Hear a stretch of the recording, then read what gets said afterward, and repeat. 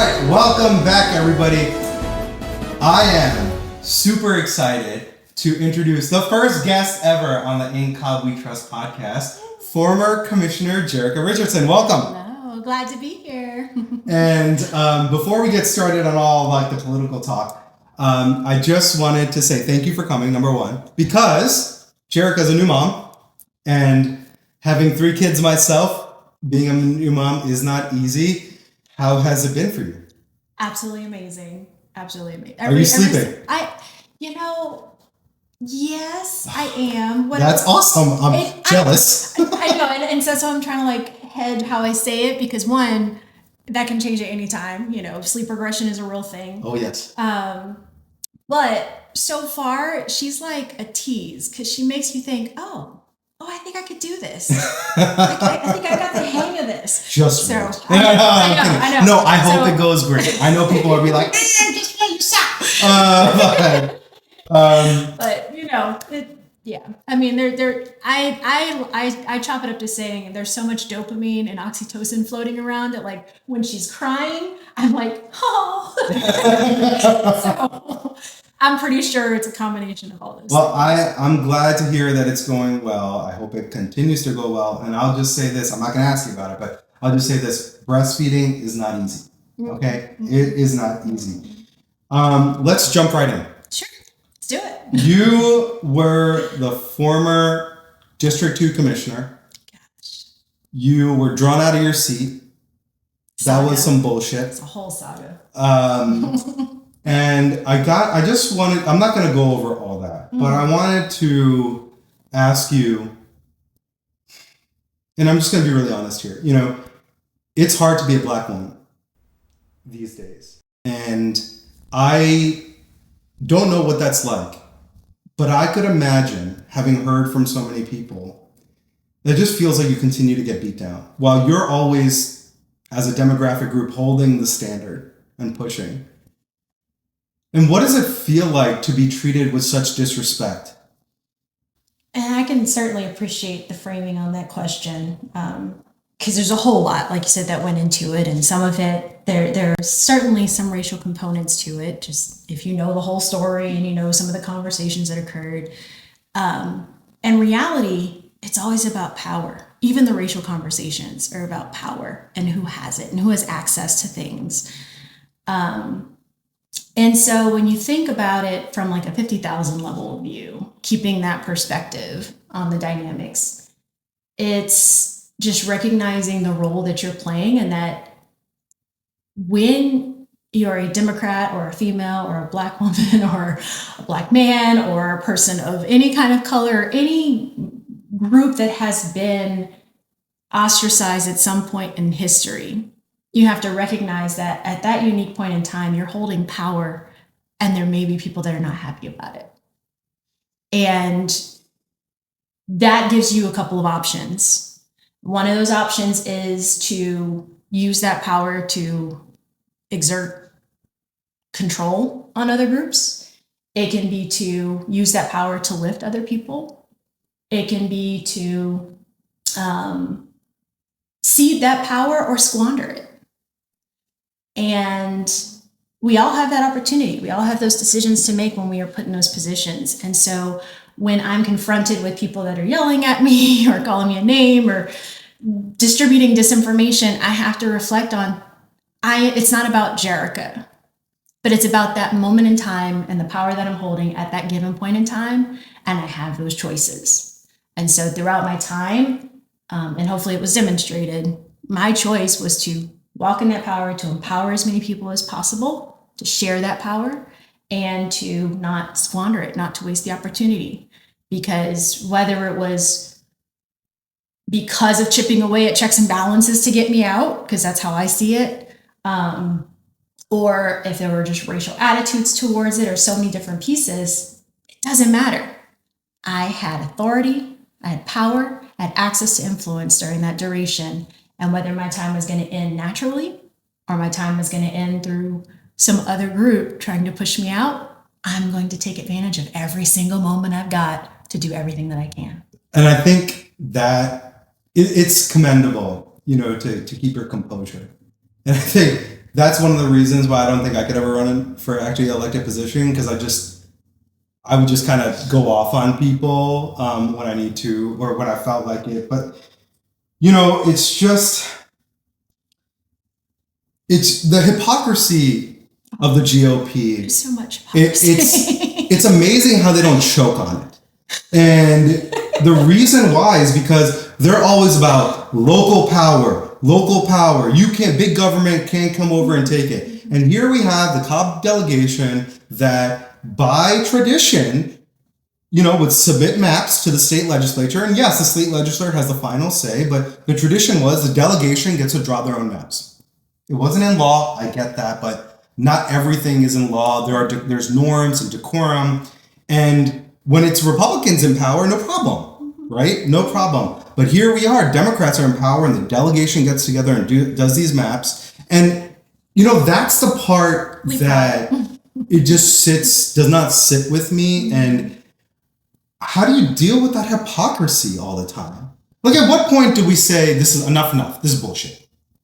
I mean, you say it every time. You call it out. You got to call a thing when it happens. Obviously, you want to give some leeway because not everybody, not all the, not never, not always.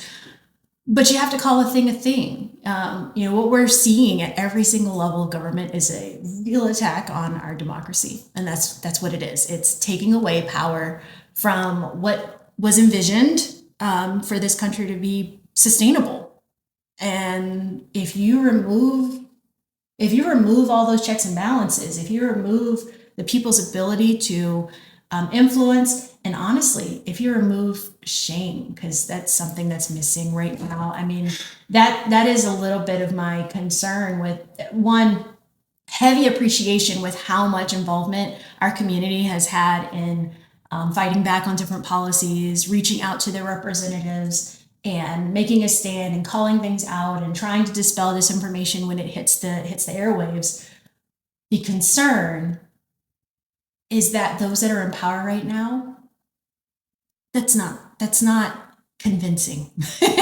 That's not the reason why some of those movements worked in the past, is because people felt like, oh, I don't want to be seen as someone hurting someone. I don't want to be seen as someone taking something away. And for some reason, we have leaders today that feel as though like there's a pride associated with cruelty, making another group look bad. Yeah, they're and cruel. The closer we get to tribalism, this is where I'm like, populism is the pathway to fascism, to all kinds of, you want to be scared of communism? Take the populist route. That is the route where it's us versus them. It's that group, we break everything just so that group can hurt, regardless of what it is that we're breaking. And that polarism it sets the stage for us to be in a very precarious situation. And so we've got to corral power in every single corridor where we can. The local area is certainly one of those places, because you're able to bring so many resources, so many different people to the table, so many different insights and real conversations to the table at the local level. Mm-hmm. And these are issues, these are decisions that directly impact you. And so, I could probably go on a whole That's okay. We're going to talk different things there, but it's unfortunate. And so, we've got to figure out how to reclaim that power. So, kind of taking a little bit step back. Sure. We met a while ago. It was at my house when Eric Allen, who's now the D2 Democratic nominee, full circle, was running for the State House 40, I believe it was at that time. And yes, we came over to film a podcast. Yes, we did. At my house around my kitchen table. And kitchen table talk. When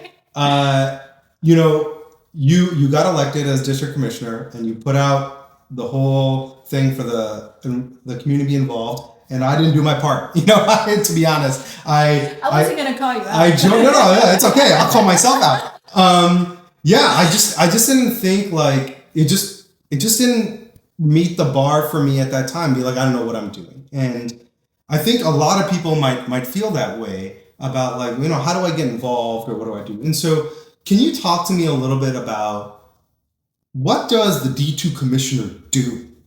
Yeah, so the D2 district, as you know, has changed. Right here. That's the new district. And so the D2 commissioner, the way I used to describe it is the commissioners vote for the county, right? So my vote is for the county, as when I was the commissioner. My vote was for the county. My voice was for my district. Okay. And so that's really the split that's how you want to approach it, right? Because the districts encompass different parts of Cobb County, different needs. Absolutely. Across the county. Yeah. And so just like our nation, you have to see that there are different variations in terms of perspectives, desires. You've got NIMBYism very strong in some areas. You've got super progressives in other areas. You have people that really need access to help and resources, and you have people that are very well off. You have different political affiliations, different backgrounds, education, etc. And so when you're looking at what does the voice represent, that is what you're bringing to the table. Because when we do vote on something, it applies for the entire county. Right. So you want to make sure that what it is that's being voted on has the perspective of that respective district. So a District 2 commissioner is that split. Now, as far as the things that are voted on and the different initiatives that can come out of commissioner offices, the commission is responsible for setting the strategic direction of the county in almost every single aspect. And that's Commissioner Cupid. Yeah. Who we like. Yeah, who's so doing a good job. Right, she is. So she's the chair. All commissioners have to do that, right? Okay. So the chair technically doesn't have the difference between a chair and a district seat is the time. So consider. Oh, interesting. Tell me more about that. Okay. Right. So a chairperson is a full-time position. Okay. And the district commissioners are part-time positions I see. by law. Okay. Now, no elected official only works part-time hours. I mean, there probably are a few, but even the not so great representatives that you might point to still put in countless hours into answering emails or going to different things. But it's part-time by law, part-time by salary.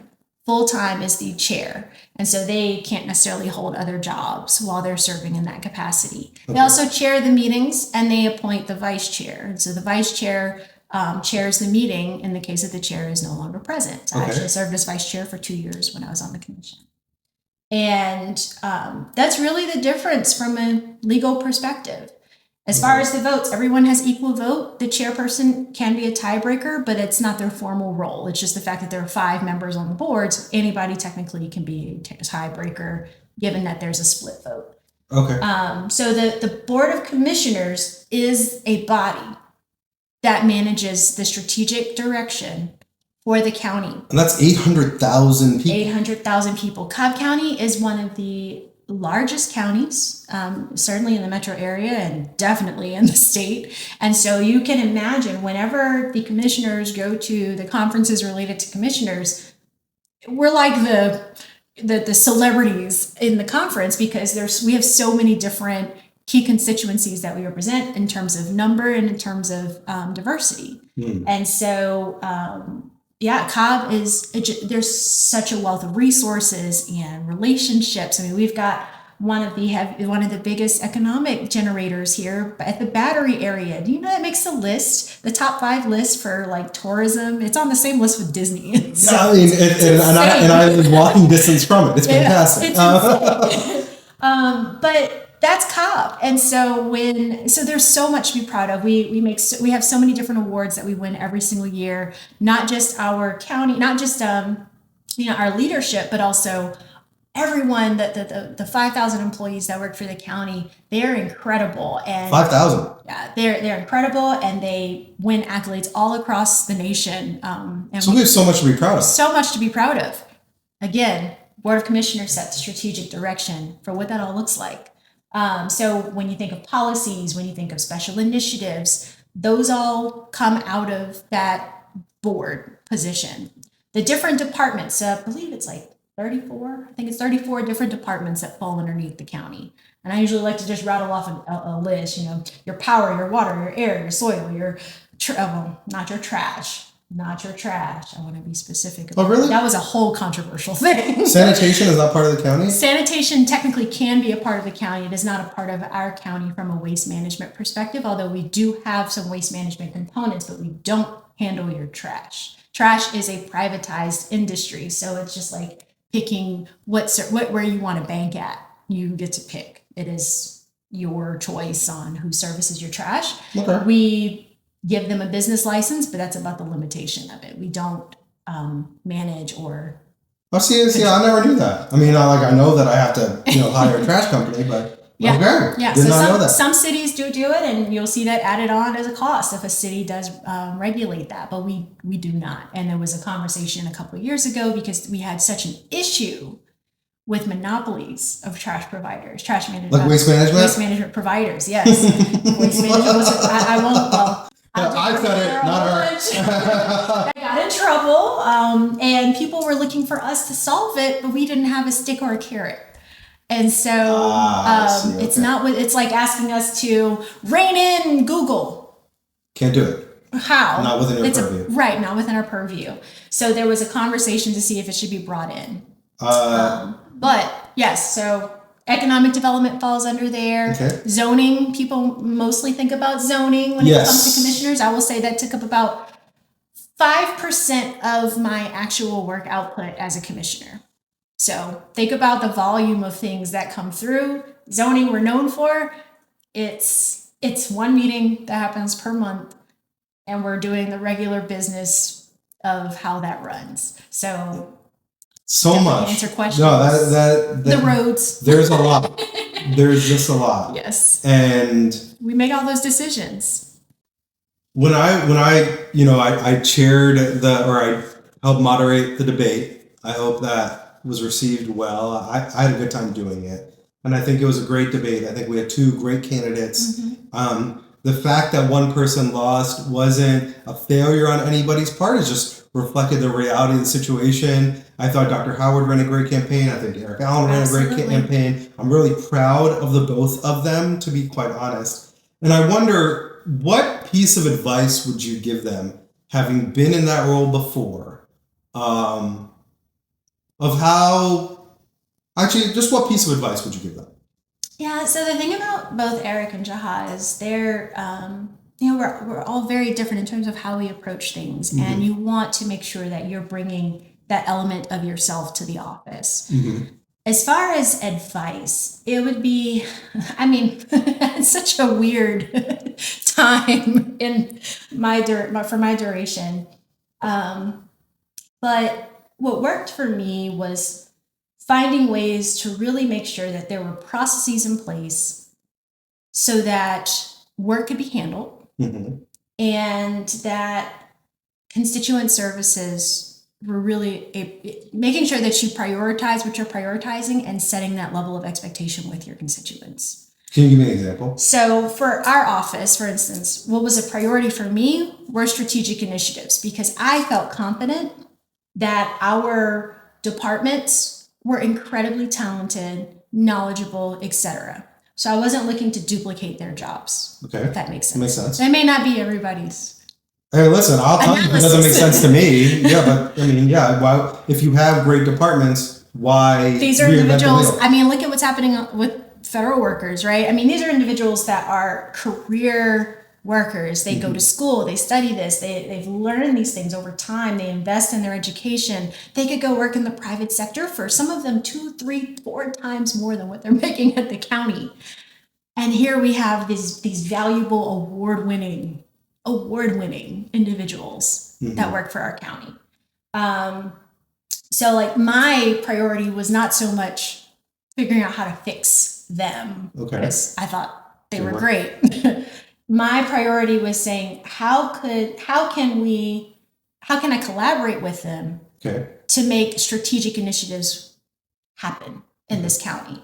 New innovative approaches. How can I clear the blockers? How can I make sure that they don't feel as though they have to abide by the politics of the time? So if they came to me in confidence about an issue, an internal political issue, I would figure out, okay, who can I go talk to move that rock? How can I get that out of the way so that we can make this wonderful thing happen. Or I would bring in some of my personal experiences, expertise. You know, I'm an engineer, I'm a technocrat, I'm all these different things. Oh, I don't think I knew that. Yes. Okay. And so... No wonder you're a nerd. Oh, very much a nerd. Very much a nerd. You know, go Jackets, Ramblin' Wreck, and all the above. But the idea of bringing my own personal life experiences, work experiences to the table, and saying, especially in cybersecurity, like, hey guys, you know, how are we looking with these new requirements that are being developed? How are we looking when it comes to securing our assets? How can we expand this particular program, or how can we build this program so it's more sustainable or doesn't hit the general ledger in the same way? And so those were the conversations I would have. How can we be innovative and push the needle? And a lot of those conversations were informed by, you referenced the volunteering, or informed by my cabinet, right? So part of my, and I'm not going to go into too much detail there, because the main question is, what advice is there? My advice is establishing those priorities for what is important, like what, and then communicating that with your constituents. So for me, it was those strategic initiatives. And then for what I wanted to make sure was the base level of delivery, it was the constituent services. So we built processes and automation to support constituent services, and just made sure that all of the departments had what they needed to get that done. So that way we could spend most of our time on strategic initiatives. And there was we were tracking nearly 400 different strategic initiatives. Oh, wow. At the end. We delivered about 60%. So. Okay. All right. Yeah. So one of the issues that we were talking about today was income or wealth inequality. And I spoke a little bit about what does it feel like for a young person who lives at home or lives in an apartment and is just not seeming to be able to make it. Things aren't moving. They're stuck. Yeah. They're stuck. And I'm wondering, from a commissioner's perspective, what did people tell you when they were there? Because you were there during a period. I mean, it's been a long-standing issue. It just didn't happen overnight. Not to mention, I'm a millennial myself, and when I was elected, I was still living in my apartment. And how do we make that better for young people? How do we make government responsive to young people? So, and I might not get favors for this answer. That's love it. That's why we have the podcast. But it's a two-way street. It's a two-way street.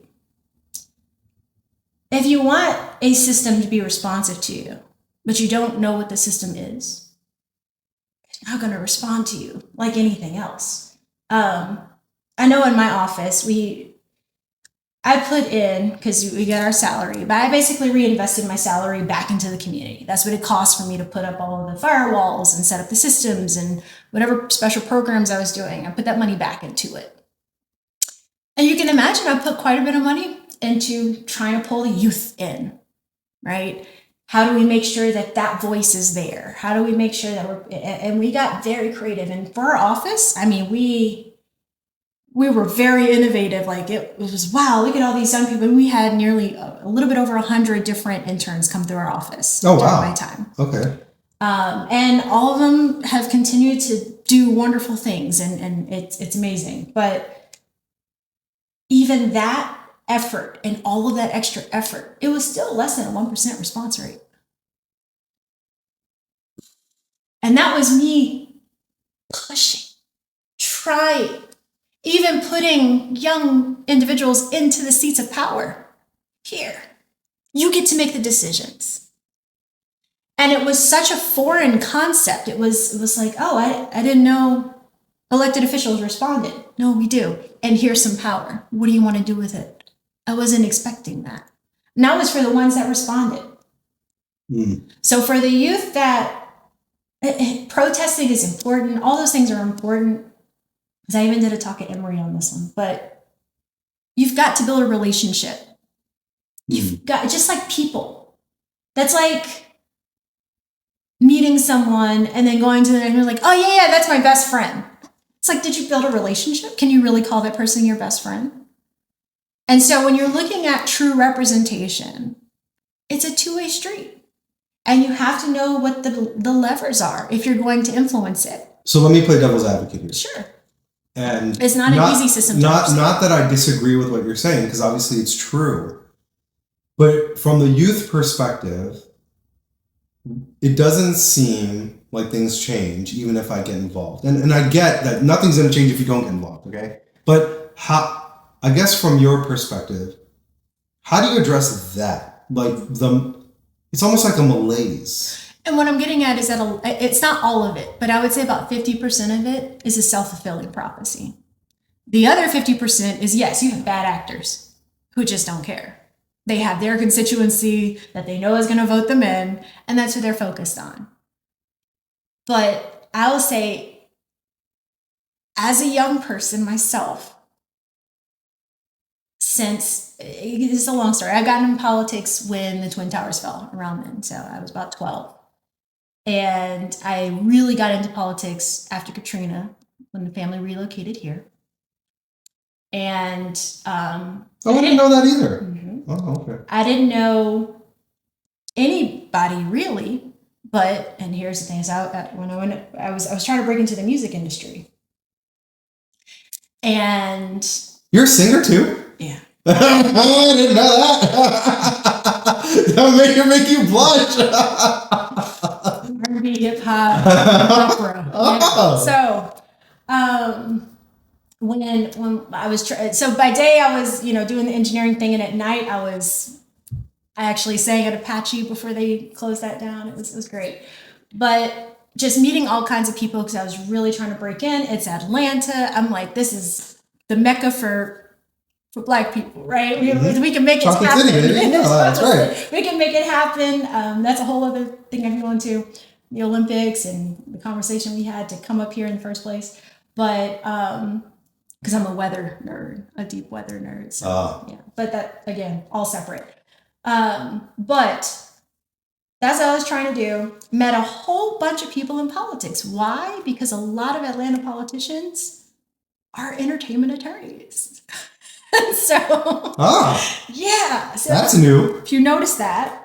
So I got connected to a whole bunch of politicos here in Atlanta specifically. And that was how I started biting into some politics. And when I say you walked into a room, there weren't people my age in that room.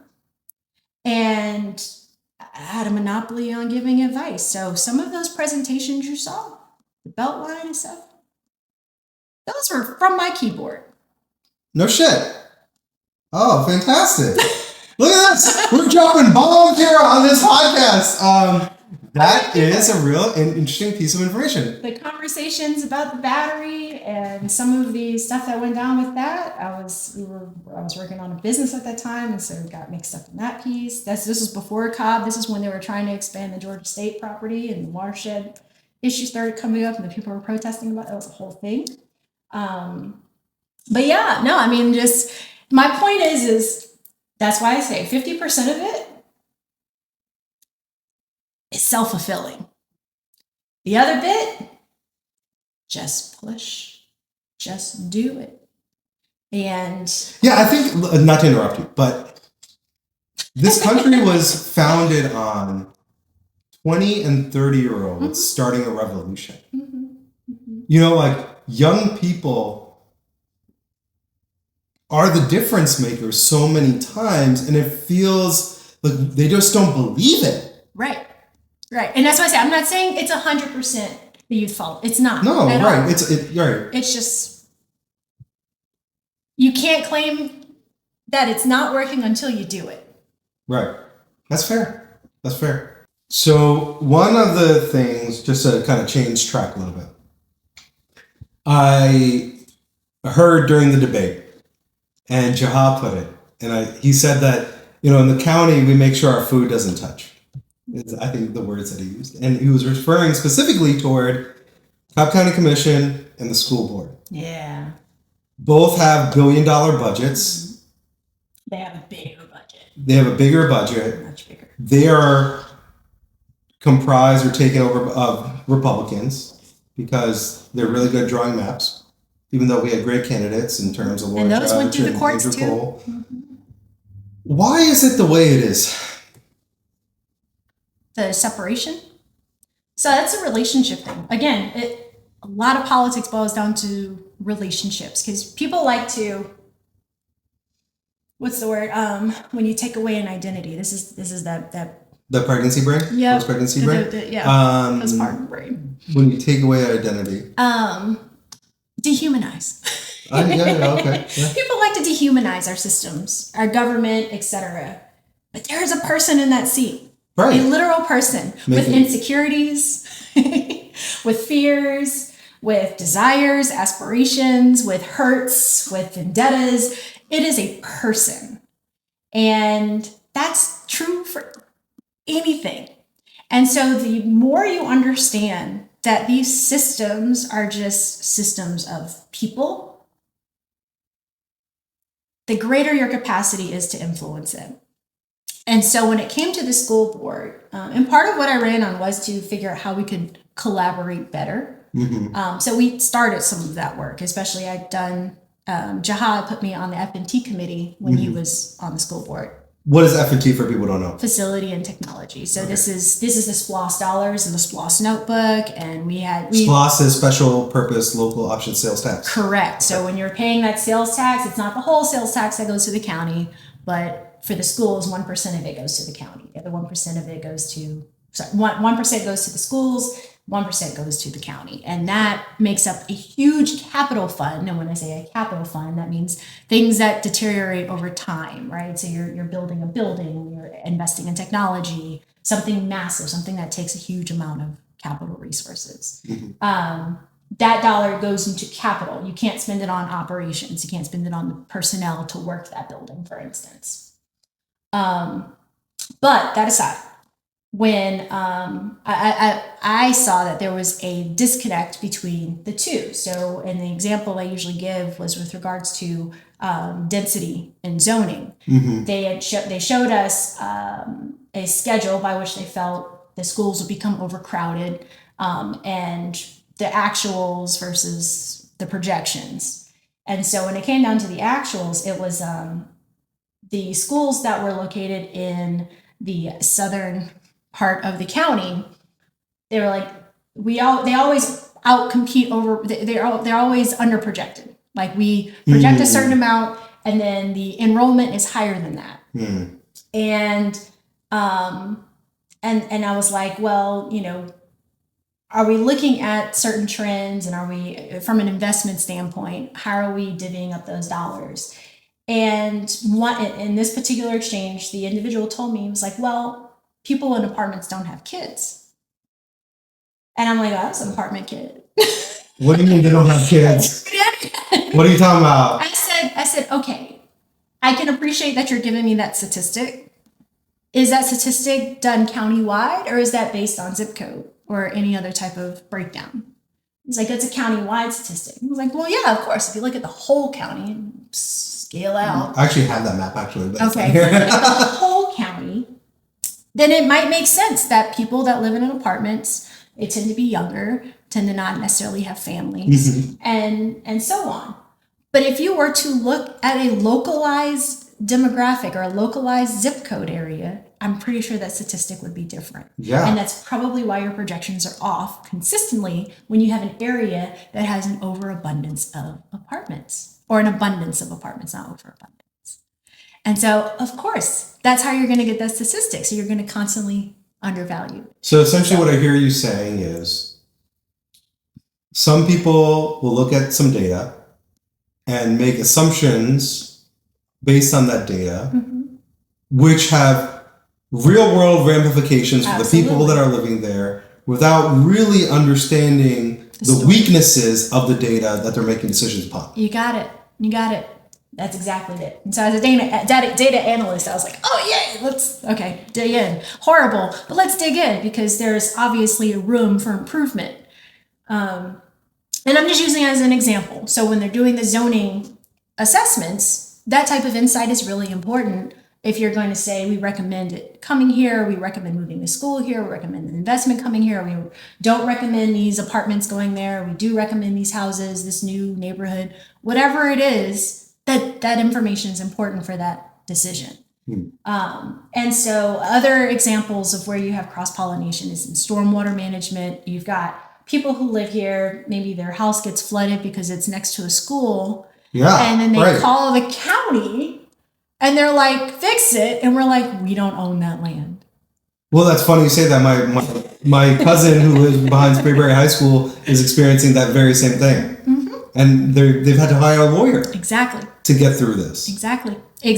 So when you're looking at two government entities, like people will come and say, well, why don't you just listen, it's from a legal perspective, that government entity is as separate as another county government or another state government. It is a separate entity. And I don't think people know that. We have some procedural oversight. And when I say procedural oversight, I mean we have to check, did they follow the right procedure to pass that? Yes, they typed up a sheet of paper, they filled out the thing, and their signature is there. They followed the procedure. So as an oversight board, we can say, we just can't make an assessment on their decision. The actual decision. Correct. So what you have to put in place when you have those types of collaborations is something called an IGA. So if you ever look at the board agenda, IGA. I'm gonna tell you, if you ever look at the agenda items and you see IGA, that's an intergovernmental agreement. Just like when the cities are their own jurisdiction as well. They have their own tax structures. Yes, I know it. We have standing IGAs with each city, and all the cities have to agree as well. And every 10 years, we have to have a big negotiation on how the tax dollars get split, what services are considered countywide services versus only servicing the city, and so on and so forth. So all of these things, these are separate government entities. So if you're going to build a relationship, there is no shortcut to building that. So it seems like the shortest answer to why the things are the way they are is relationships and effort. So here's something that's always very contentious: rezoning. I have been through a number of rezoning efforts, and I can confidently say that a colonoscopy is preferable to rezoning. And I've tried to rezone in the city of Marietta mainly, and I've been successful with one thing and unsuccessful other ways. And it always comes down to the neighbors. Yes. So, I have a couple different viewpoints about that. And one perspective is when somebody takes their hard-earned money, buys a piece of property, and wants to improve that property, it's kind of like, they're taking the risk and they're trying to make something better. Now, of course, there are circumstances when rezoning is not great, right? Like you're not going to put a strip club next to a school, right? Just as a very hyperbolic example for it.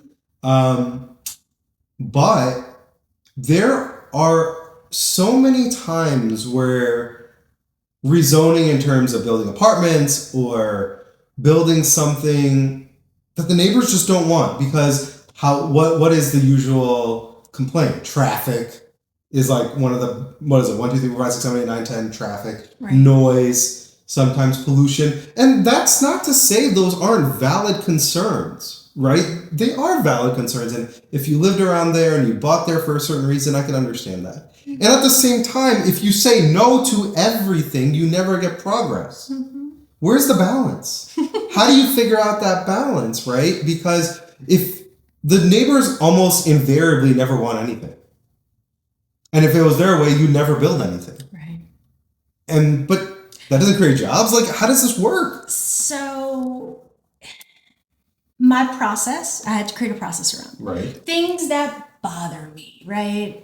I have to create a process around. So when it came to zoning, what I noticed were a few things. One, people were trying to one, I don't like us versus them at all, ever, because we're all a part of the community. Everybody's trying to invest in the community in some way, shape, or form. You're either investing your family, your livelihood, or you're investing your dollars and your land, or you're investing your hopes and aspirations in a business or what have you. Mm-hmm. We're all investing at some level at Right. zoning. Right. And so I wanted to find a way to build more of a relationship when it came down to zoning, especially something you have to also contextualize is Cobb itself is undergoing major ideological shifts.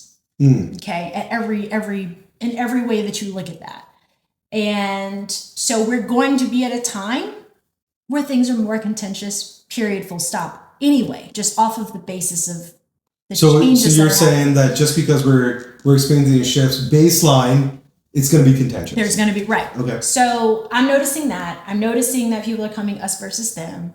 I'm noticing that there are edits being made in real time at the end, right? So you've gone through a zoning process. Whoever's put in the application, they've gone through months, at least 2 months. Yes, at a minimum. it's horrible. Yeah. Right, at least 2 months at a minimum, which is one of the shortest turnarounds, mind you, around other counties. But if you were to compare, but still 2 months. My perspective of time is a little bit different than someone who's pushing the application through. Fair. And so I'm noticing all these different pieces. And so I had to build a process to say, how do we make sure that this is a more enjoyable experience so that it's more of like, we're building this together. Okay. Now, obviously, that's the ideal. I'm not going to achieve that, but that's the ideal for what I wanted my process to develop. So the first thing I did was I looked at formalizing the neighborhood groups, because one of the things that you look at is, let's say we're hanging out here and someone wants to change that over there, and you've never been involved in politics, you don't know anything about zoning, you're just mad.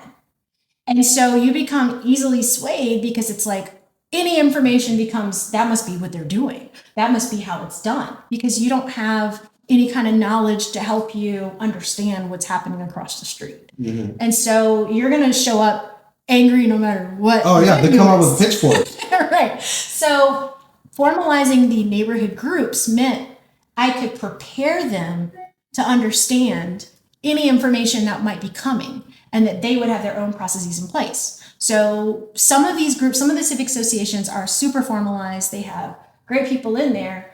I think like East Cobb, right? East Cobb East Civic Association, yeah, right. The Vinings Association, Homeowners Association. So being able to elevate them a little bit to say, hey, look, before I even get an application, I want you to meet with this association. And I want you guys to have a discussion about what this means. Mm-hmm. And then I want the association, since they're so well versed in the laws and all these pieces, then I want the random neighborhood person who's never been involved in politics to connect with you guys in that process. Okay. So that the process can be a little bit smoother. And then the applicant, I want you to make sure that you're looking at our future land use plan. So that's a whole other area. I'm not going to go too deep into that, but basically when you say, under what circumstances can a commissioner legally deny something? One of those circumstances is if it's out of keeping with our future land use plan. So if we have that on the books, it's something that we can actually enforce and could be upheld in court. Because what people don't understand is when we're making zoning decisions, we are referring to property law. It is it's a quasi-judicial role that we hold as commissioners, because we have executive authority, we have legislative authority, and it's our quasi-judicial authority when we're making zoning decisions. And so we're interpreting property law. And so there are very few use cases where a denial can be upheld in court. Mm-hmm. That aside. So by having those processes in place, one, I'm empowering the applicant to know what's coming down the pipe, so they can either take ownership of it and make changes mm-hmm. as necessary, or talk to me and say, hey, I heard this, but I can't make those changes. And then we have a conversation about that. But if they continue to build with the neighborhood, by the time it gets to me and works through all the different pieces, I'm dealing with either the things that are completely unreconcilable, mm-hmm. right? And there just has to be a decision made. Right. Or it goes on consent. Yeah, I would So- love to get on consent. That would be amazing. So that was why the process was designed that way. And so the civic associations were happy because they're like, oh, we get the heads up on everything and we know that you're going to listen to what we're saying. And the applicant is like, oh, I know what to expect. I'm not being blindsided at the end of the journey by Yes. some random thing. Yes. And, you know, yes, is it still painful? Sure, because I can't, but at least shooting for the ideal made it as much of a pleasurable process as possible. So I rarely had to deny an application. Rarely would I deny. Mostly I approved because the civic associations were already in and had their stamp on there. It was primarily on consent. There were only a few cases where we had some final details to work out. And most of those, when I would send them back for the final thing, they come back on consent. So I was very happy. I mean, when I first got elected, I had 2 cases that were residual from my previous, my predecessor, and those were contentious because it was in process.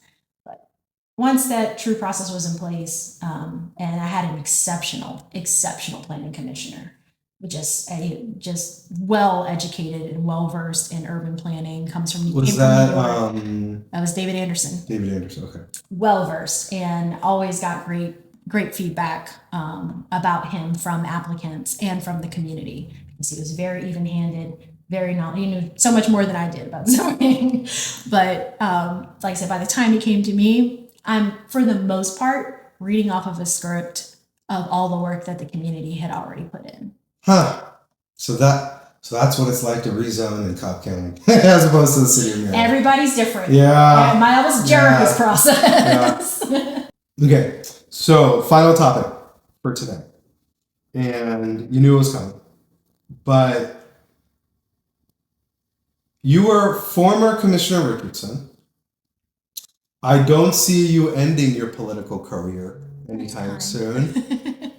And I gotta ask, future plans, potentially thinking that Lucy McBath is going to be running for governor. She's already a former exploratory committee. This is not It was top news. secret. It's not top secret Right. information. Right. So one can reasonably expect that there will be an open seat. Should we expect a run from Jerica Richardson? It's a great question. I'm asking a similar question myself. And to be fair, I'm not sure. I'm certainly weighing different pieces and on the pro side, right? I ran for this seat. I love this community and there are things that I want to finish. There were strategic initiatives that we were almost to the finish line and I don't want to close those things out because it will just do so much for the community.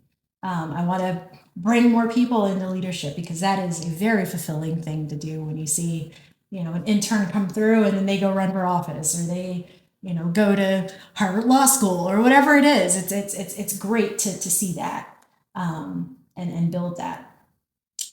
I'm not sure. Certainly, the political climate is very different than it was when I ran last cycle, and whether or not, you know, some of those strategic initiatives could be completed. That's part of what the way out is, and the other piece is we know it's going to be a crowded field. I mean, I can't imagine it would be nice if there are 4 people running in the race, but it may be 40, it won't be 40. But my point is, it will be very crowded. Well, it would be heartening for me to see a progressive go after that seat. You know, I think that Lucy's done a good job representing that district, and I want to see more people that understand the problems that people face, really, the challenges that people actually face, actually go up there. And, you know, I get it. Like, you're one House of Rep, right? It's not like you can change everything. But having that voice, I think, is important. It does matter for so many people to have this person that, like, we can look up to and we can strive to be like. And you've, you know, carried yourself with such composure, despite being treated like crap, right? Like, and I want to say thank you. Thank you for representing District 2 with such composure in the face of such vitriol, in the face of just bullshit, to use a really frank word. And I know I'll say it, not you.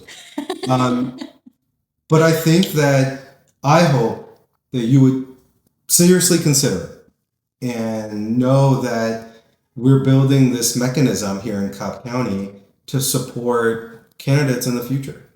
And with that, I want to say thank you for coming on. First guest in COBB We Trust. We did it. Great interview. And we hope to see more of you in the future. Thank you. Such a pleasure. I'm so glad to be here. Awesome.